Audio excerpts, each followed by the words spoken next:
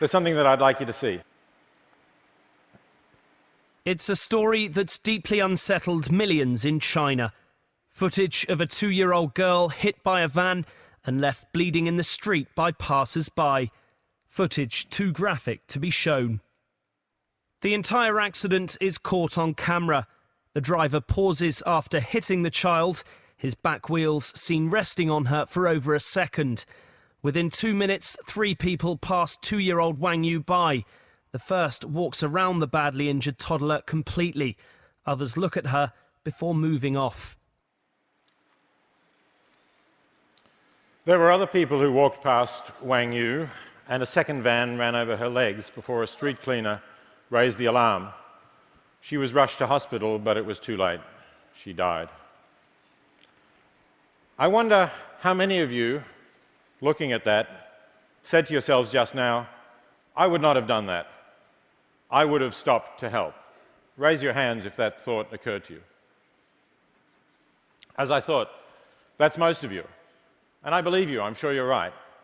But before you give yourself too much credit, look at this. UNICEF reports that in 2011, 6.9 million children under 5 died from preventable poverty-related diseases. UNICEF thinks that that's good news because the figure has been steadily coming down from 12 million in 1990. That is good. But still, 6.9 million is 19,000 children dying every day. Does it really matter that we're not walking past them in the street? Does it really matter that they're far away? I don't think it does make a morally relevant difference. The fact that they're not right in front of us, the fact, of course, that they're of a different nationality or race, none of that seems morally relevant to me. What is really important is, can we reduce that death toll? Can we save some of those 19,000 children dying every day? And the answer is, yes, we can. Each of us spends money on things that we do not really need. You can think what your own habit is, whether it's a new car, a vacation, or just something like buying bottled water when the water that comes out of the tap is perfectly safe to drink. You could take the money you're spending on those unnecessary things and give it to this organization, the Against Malaria Foundation, which would take the money you had given and use it to buy nets like this one to protect children like this one.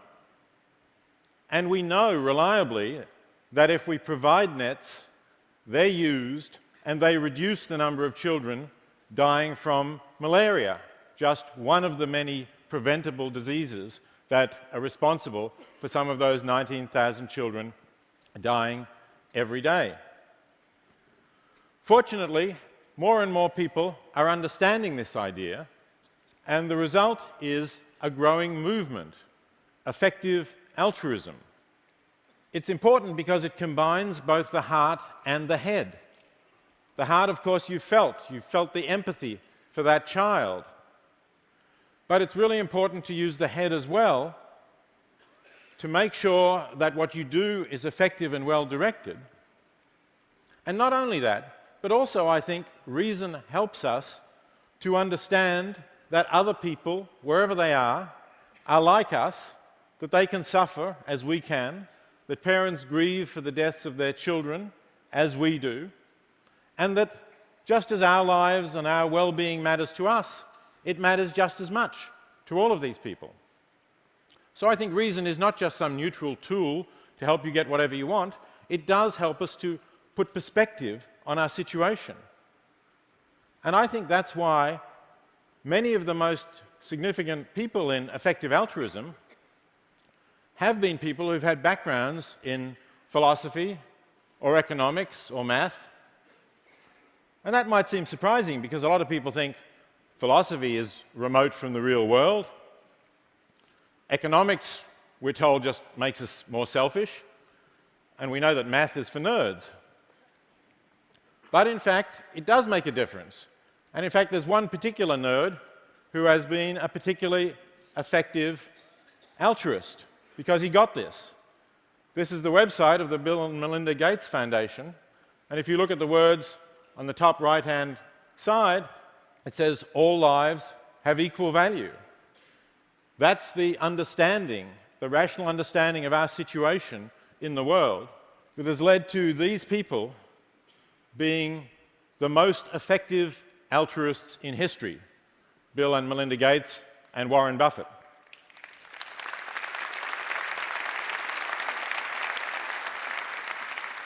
No one, not Andrew Carnegie, not John D. Rockefeller, has ever given as much to charity as each one of these three, and they have used their intelligence to make sure that it is highly effective. According to one estimate, the Gates Foundation has already saved 5.8 million lives and many millions more people getting diseases that would have made them very sick, even if eventually they survived. Over the coming years, undoubtedly the Gates Foundation is going to give a lot more, is going to save a lot more lives.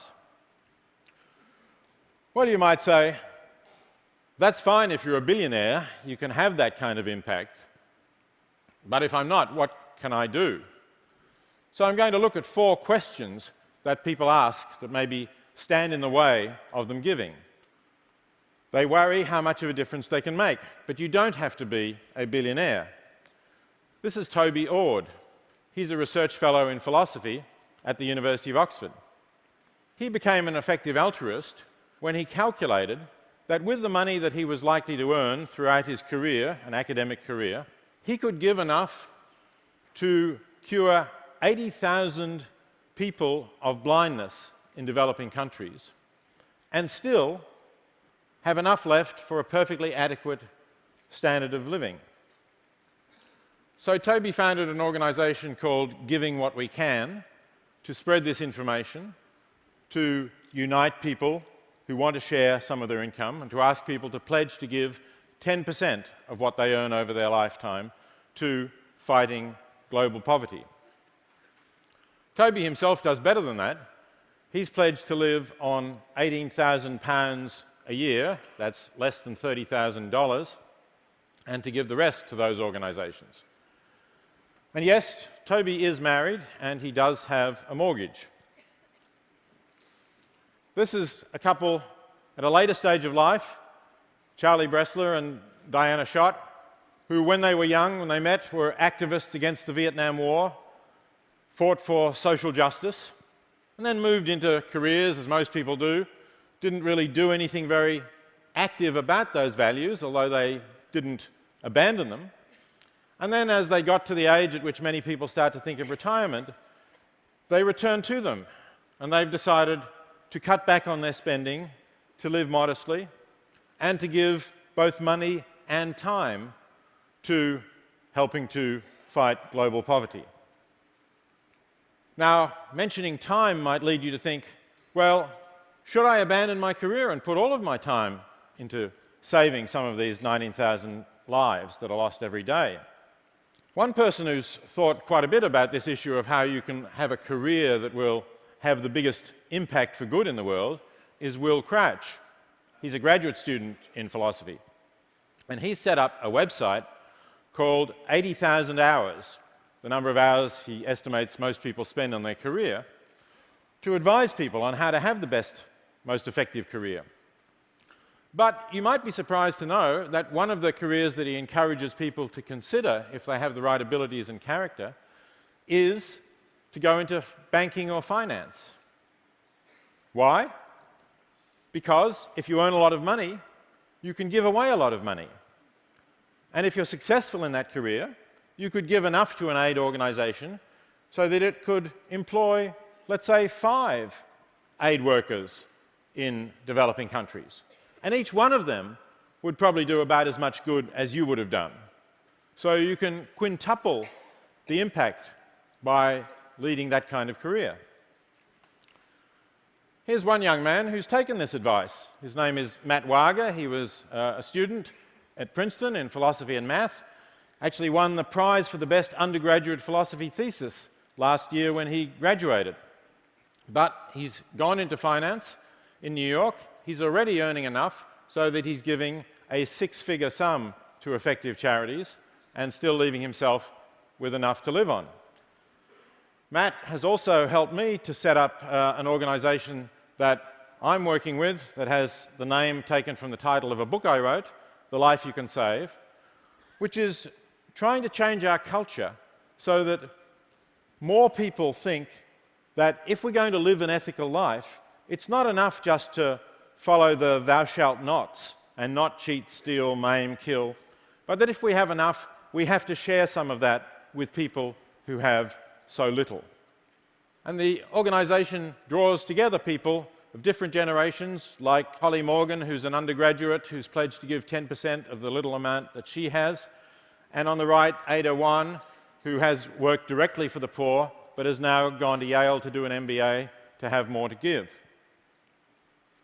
Many people will think, though, that charities aren't really all that effective. So let's talk about effectiveness. Toby Ord is very concerned about this, and he's calculated that some charities are hundreds or even thousands of times more effective than others. So it's very important to find the effective ones. Take, for example, providing a guide dog for a blind person. That's a good thing to do, right? Well, right, it is a good thing to do. But you have to think what else you could do with the resources. It costs about $40,000 to train a guide dog and train the recipient so that the guide dog can be an effective help to a blind person. It costs somewhere between $20 and $50 to cure a blind person in a developing country if they have trachoma. So you do the sums and you get something like that. You could provide one guide dog for one blind American, or you could cure between 400 and 2,000 people of blindness. I think it's clear what's the better thing to do. But if you want to look for effective charities, this is a good website to go to. GiveWell exists to really assess the impact of charities, not just whether they're well run. And it's screened hundreds of charities and currently is recommending only 3, of which the Against Malaria Foundation is #1. So it's very tough. If you want to look for other recommendations, thelifeyoucansave.com and Giving What We Can both have a somewhat broader list. But you can find effective organizations. And not just in the area of saving lives from the poor. I'm pleased to say that there are now also a website looking at effective animal organizations. That's another cause that I've been concerned about all my life. The immense amount of suffering that humans inflict on literally tens of billions of animals every year. So if you want to look for effective organizations to reduce that suffering, you can go to effective animal activism. And some effective altruists think it's very important to make sure that our species survives at all. So they're looking at ways to reduce the risk of extinction. Here's one risk of extinction that we all became aware of recently when an asteroid passed close to our planet. Possibly research could help us not only to predict the path of asteroids that might collide with us, but actually to deflect them. So some people think that would be a good thing to give to. There's many possibilities. My final question is, some people will think it's a burden to give. I don't really believe it is. I've enjoyed giving all of my life since I was a graduate student. It's been something fulfilling to me. Charlie Bressler said to me that he's not an altruist. He thinks that the life he's saving is his own. And Holly Morgan told me that she used to battle depression until she got involved with effective altruism, and now is one of the happiest people she knows. I think one of the reasons for this is that being an effective altruist helps to overcome what I call the Sisyphus problem. Here's Sisyphus as portrayed by Titian, condemned by the gods to push a huge boulder up to the top of the hill. Just as he gets there, the effort becomes too much. The boulder escapes, rolls all the way down the hill. He has to trudge back down to push it up again, and the same thing happens again and again for all eternity. Does that remind you of a consumer lifestyle where you work hard to get money, you spend that money on consumer goods which you hope you'll enjoy using, but then the money's gone, you have to work hard to get more, spend more, and to maintain the same level of happiness. It's kind of a hedonic treadmill. you never get off and you never really feel satisfied. Becoming an effective altruist gives you that meaning and fulfillment. It enables you to have a solid basis for self-esteem on which you can feel your life was really worth living. I'm going to conclude by telling you about an email that I received while I was writing this letter, this talk, just a month or so ago, from a man named Chris Croy, who I'd never heard of. This is a picture of him, showing him recovering from surgery. Why was he recovering from surgery? The email began, "Last Tuesday, I anonymously donated my right kidney to a stranger. That started a kidney chain which enabled 4 people to receive kidneys." There's about 100 people each year in the US and more in other countries who do that. I was pleased to read it. Chris went on to say that he'd been influenced by my writings in what he did. Well, I have to admit I'm also somewhat embarrassed by that because I still have 2 kidneys. But Chris went on to say that he didn't think that what he'd done was all that amazing because he calculated that the number of life years that he had added to people, the extension of life, was about the same that you could achieve if you gave $5,000 to the Against Malaria Foundation. And that did make me feel a little bit better because I have given more than $5,000 to the Against Malaria Foundation and to various other effective charities. So if you're feeling bad because you still have 2 kidneys as well, there's a way for you to get off the hook. Thank you.